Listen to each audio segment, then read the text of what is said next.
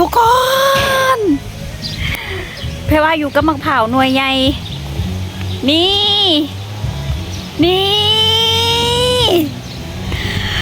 สบายดีส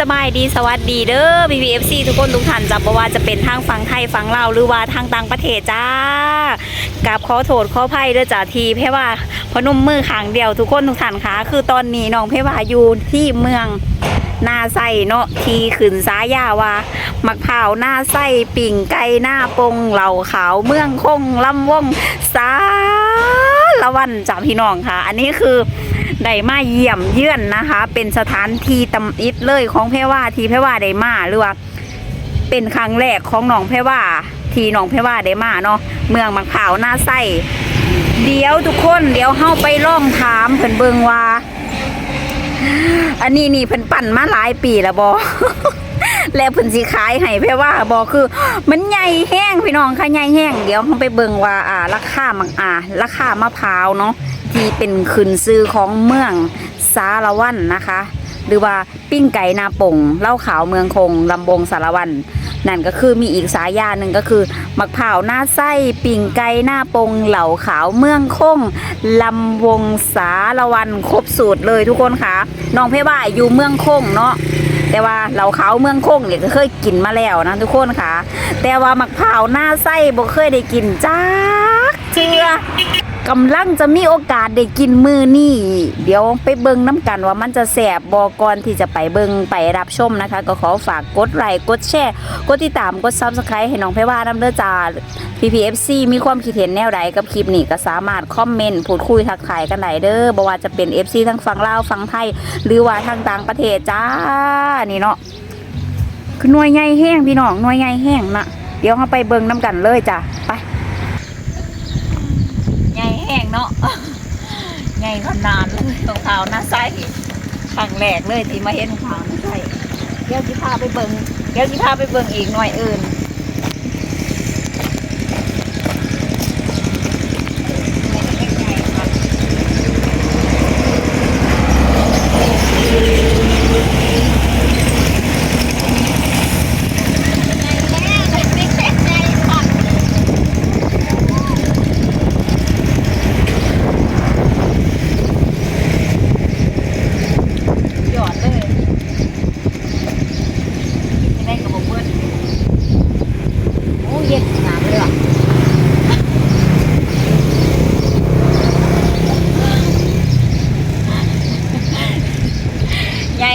ไงวะไงจนบกล้ากิน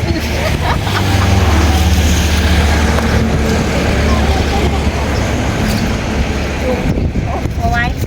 คุณยังมีอยู่บนอีกเดี๋ยวสิพาไปเบิ่งไปเดี๋ยวเขาไปเบิ่งต้นนั้นเนาะนี่ทุกคนเดี๋ยวแพรว่าสิพาไปเบิ่งเนาะมะพร้าวหน้าไส้ขึ้นซื้อเมืองสารวันต้องมีมะพร้าวหน้าไส้ปิ่งไก่หน้าปงเหลาเขาเมืองคงลำวงสารวันโอ้บอลหันก็สิเป็นบอลท่องเที่ยวโอ้โห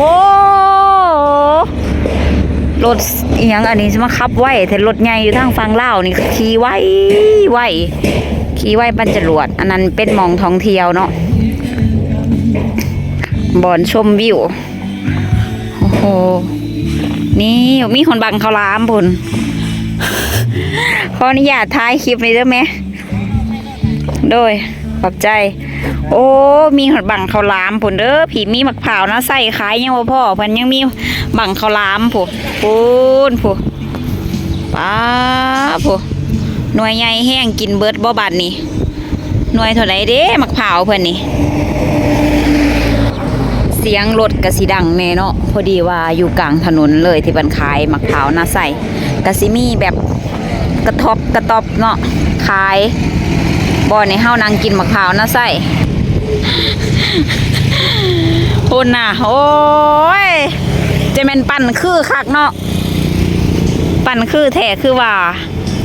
เขาบอกว่าบ่ต้องซื้อเอาไปเลย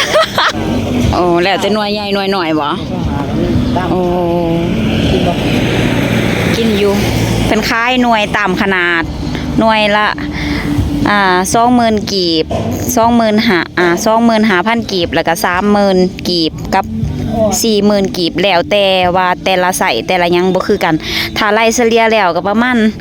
สูงสุดแพงสุดก็ประมาณลูกละ40 บาทพี่น้องก็ถือว่าบ่แพงปานใดนะเพราะว่าเป็นขึ้นซื้อมะพร้าวของเมืองสารวัตรเนาะมะพร้าวหน้าไส้โอ้โหขับรถไวขนาดสิ่งที่แพ่ว่าบ่ค่อยประทับใจปานใดก็คือการขับรถใหญ่อยู่ทางฝั่งลาวเนาะเพิ่นขี่ไวโพดนะพี่น้องค่ะข้าวหลามขายแนวใดแม่อ๋ออันละ25มีแต่แบบเดียวบ่อ๋อใส่เดียวกันบ่ ใส่มันหนึ่งแบบเดียวกันเบิดบ่ แบบเดียวกันหมดล่ะ ตาม โอ้ ตะวันข้าวน้อยเท่าไหร่30 พอได้อยู่โดยเอานี่เลยไหมพอกินเลยบ่ แม่น เอาเฮาได้กินเนื้อมานำเนาะ ใช่ได้ โดยนี่เพิ่นปอกให้อันนี้คือ30,000กีบกับประมาณ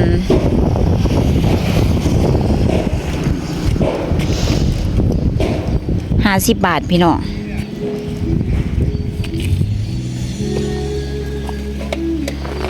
โถโยเป็นเห็ดสุ่มยานี่ทุกคนได้กินแล้วมะพร้าวหน้าไส้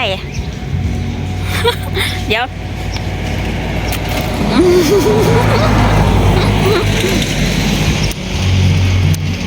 มะพร้าวหน้าไส้ปิ่งไก่หน้าปงได้กินแล้ว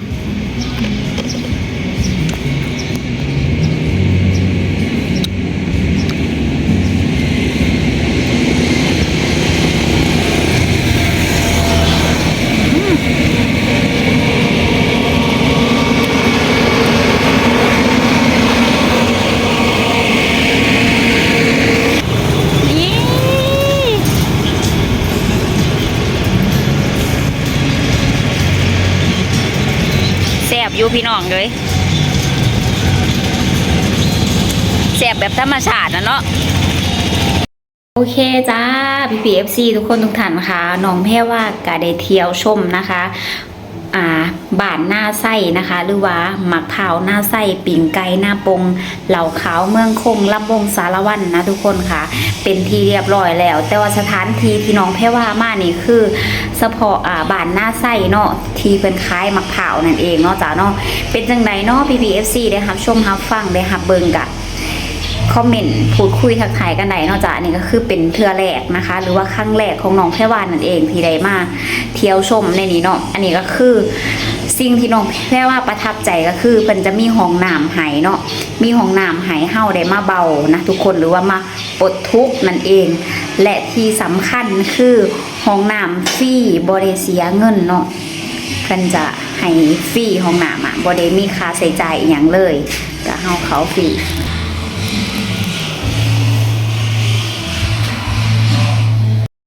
เด้อจ้าน้องแค่ว่าก็ได้เล่าข่าวๆให้พี่ๆ FC ทุกคนทุกท่านได้รับชมรับฟังเนาะจ้ะผิดพลาดประการใดแค่ว่าก็ต้องกราบขอโทษขออภัยเด้อเนาะนำพี่ๆ FC ทุกคนทุกท่านจ้าชอบคลิปนี้ก็ฝากกดไลค์กดแชร์กดติดตามกด Subscribe เพื่อเป็นกำลังแรงใจให้น้องแค่ว่านำเด้อเชิญแวะเที่ยวแวะชมมาได้เด้อจ้าเนาะอันนี้ก็เป็นสถานที่แบบโอเคอยู่เพราะว่าเพิ่นมีห้องน้ำให้เฮาได้เข้าฟรีแล้วก็มีร้านอาหารมีก๋วยเตี๋ยวหรือว่ามีมีแบบอาหารกาแฟหลายอย่างอยู่พี่ๆเอ้ยเนาะก็สามารถมาแวะชมได้ถ้าผู้ใดแบบผ่านนี่นะทุกคนเพราะว่าน้องแพรว่ากับพึ่งผ่านมาครั้งแรกก็ถือว่าโอเคอยู่นะเนาะเพราะว่าเพิ่นกำลังมีการแบบว่าดัดแปลงสร้างสาแบบเหมือนกับว่าแบบตกแต่งใหม่เนาะให้มันสวยงามไปเรื่อยๆก็ถือว่าโอเคพี่น้องค่ะเนาะโอเคจ้าบ๊ายบายค่ะขอบคุณที่เขามารับชมรับฟังสบายดีสวัสดีค่ะ